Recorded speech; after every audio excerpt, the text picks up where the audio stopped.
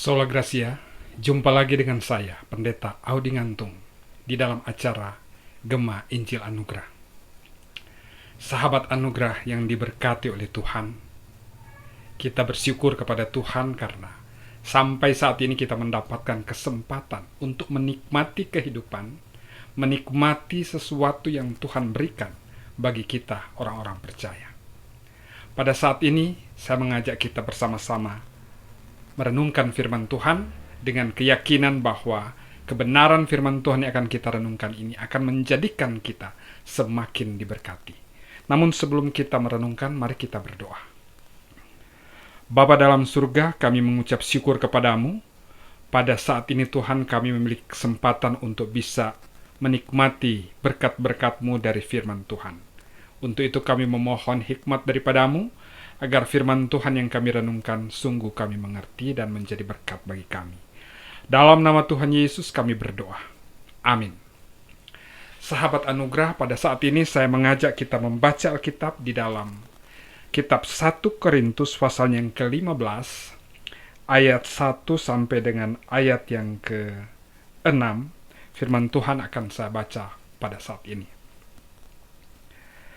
Dan sekarang saudara-saudara, aku mau mengingatkan kamu kepada Injil yang aku beritakan kepadamu, dan yang aku terima, dan yang di dalamnya kamu teguh berdiri. Oleh Injil itu kamu diselamatkan, asal kamu teguh berpegang padanya, seperti yang telah kuberitakan kepadamu, kecuali kalau kamu telah sia-sia saja menjadi percaya.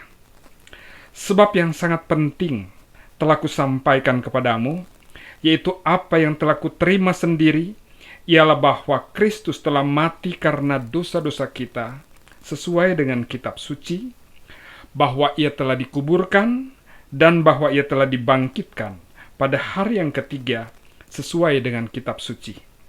Bahwa ia telah menampakkan diri kepada Kefas, dan kemudian kepada ke-12 muridnya. Sesudah itu ia menampakkan diri kepada lebih dari 500 saudara sekaligus.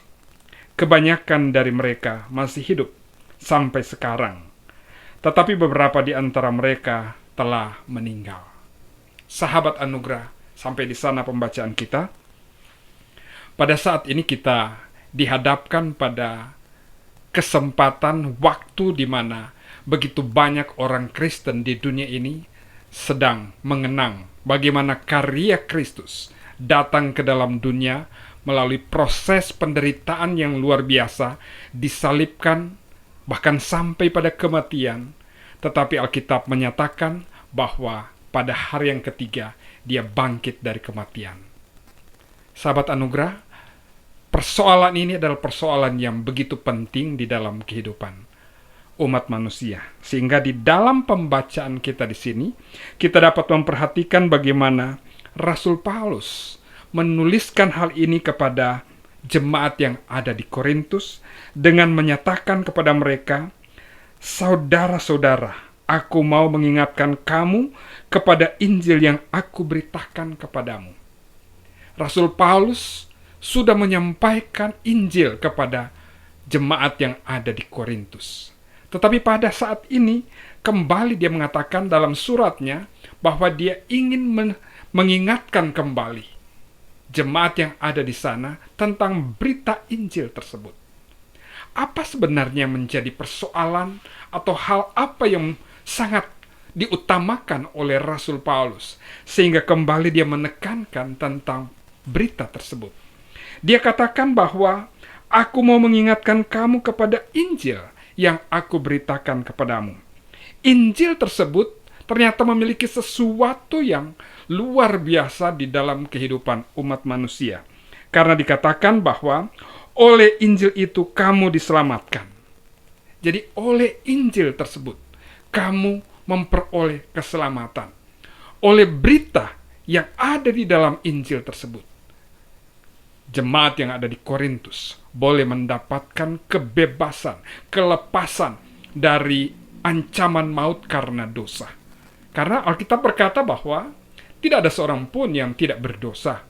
Saya, saudara-saudara, pasti menyadari hal tersebut bahwa kita pernah dan kita berada di dalam keadaan berdosa. Dan karena situasi tersebut, karena status tersebut, maka kita terancam untuk mendapatkan hukuman.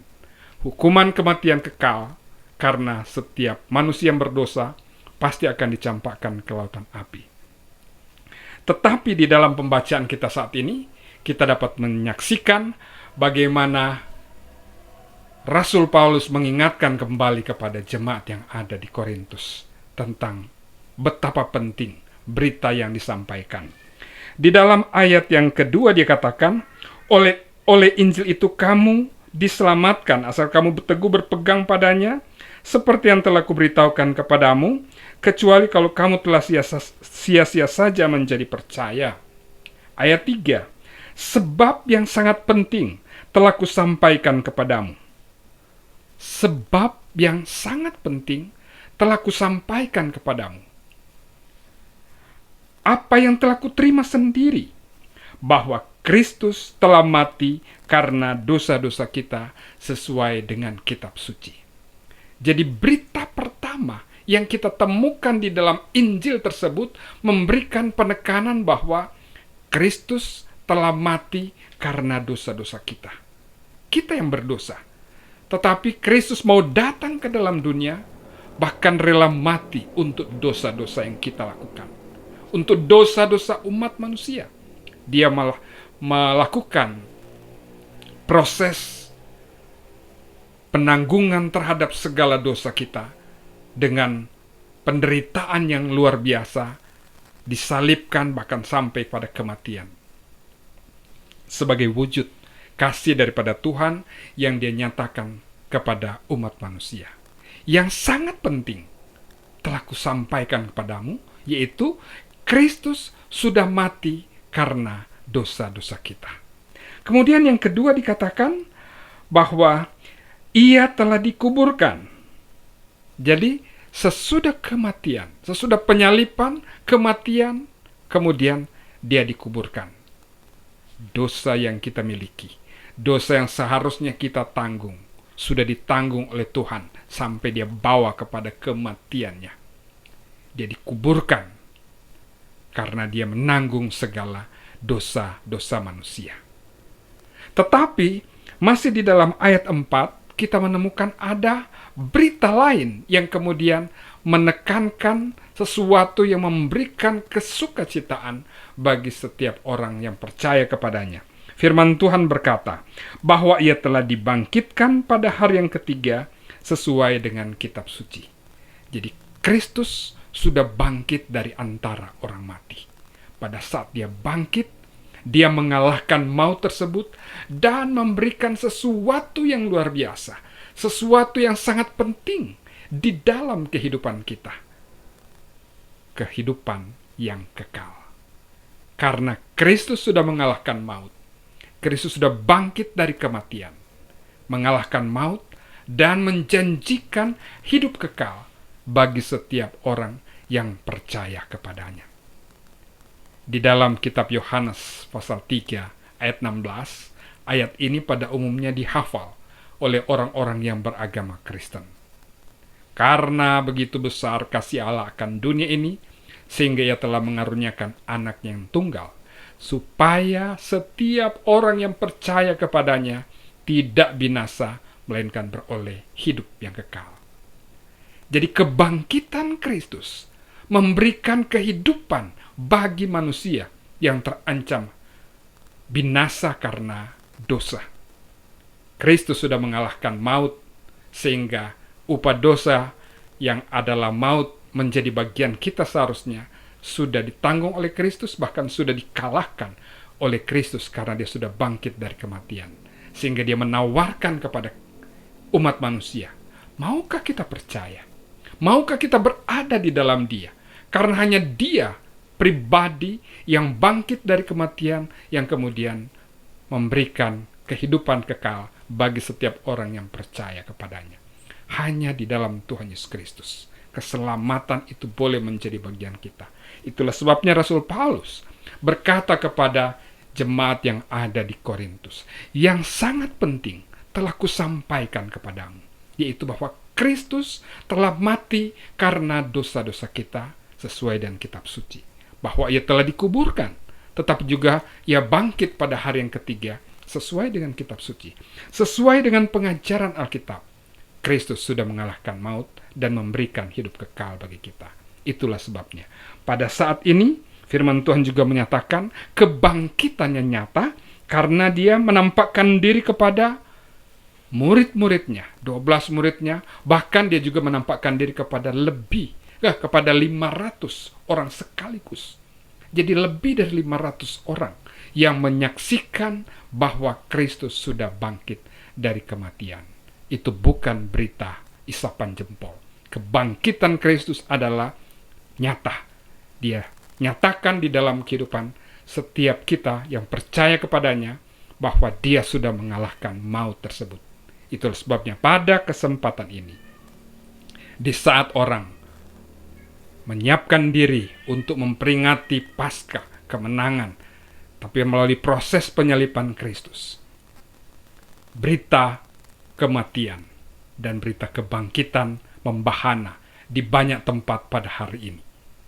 Tetapi bagi kita saat ini diingatkan kembali, sudahkah kita menerima Yesus sebagai Tuhan, sebagai Juru Selamat kita? Sudahkah kita mempercayai Dia sebagai penebus kita? Jika belum, bukalah pintu hati saudara. Undanglah Yesus menjadi Tuhanmu, menjadi Juru Selamatmu. Dan Alkitab berkata, kamu memiliki hidup yang kekal. Dosamu dihapuskan, dan Tuhan menyiapkan tempat yang kekal di surga bagi setiap orang yang percaya kepadanya. Bukan cuma surga disiapkan bagi kita, kita juga menjadi ahli waris sesuai dengan janji dari Allah sendiri. Kiranya firman Tuhan ini menjadikan kita semakin diberkati oleh Tuhan. Kita yang sudah percaya Yesus, kita semakin diberkati, semakin teguh iman kita. Dan bagi saudara-saudara yang mungkin belum menerima Yesus sebagai Tuhan, sebagai Juru Selamatmu, saat ini saudara boleh menerimanya, dan saudara akan mendapatkan berkat yang luar biasa yang Tuhan sampaikan. Inilah berita yang sangat penting yang disampaikan oleh Rasul Paulus kepada jemaat di Korintus dan tersampaikan kepada kita pada saat ini. Mari kita berdoa. Bapa dalam surga, terima kasih kami boleh membaca Alkitab, boleh merenungkan firman-Mu, dan kiranya kebenaran firman Tuhan yang kami boleh baca dan renungkan menjadi berkat bagi kami. Dalam nama Tuhan Yesus kami berdoa. Amin.